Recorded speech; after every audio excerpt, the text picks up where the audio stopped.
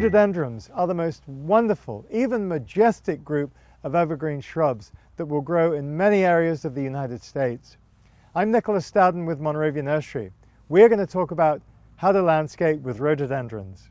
Hardiness is a very important part of rhododendrons, and they come in three groups. H1s, which is very cold, H2s, which are cold, and H3s, which are not so cold. So when buying a rhododendron, consult your local nursery expert to make sure what area you are in, H1, H2, or H3. It's really important. What a marvelous group of plants in a great array of colors, reds, purples, whites, pinks, you name it. Rhododendrons have something for everyone, and they come in all shapes and sizes.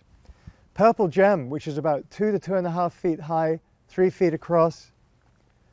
This is a Normandy rhododendron that'll get about 5 feet high and the same across.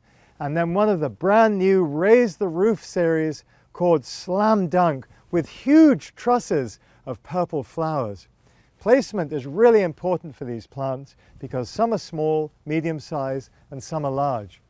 They like highly mulched soil, on the acidic side, and very importantly, they like partial shade. They'll take a little bit of morning sun, but they like that dappled shade area. This is so great to have a flowering shrub that will take shade. You can use them en masse, you can use them on banks. They make marvelous woodland plants, and many of them, the smaller growing ones, make great container plants as well.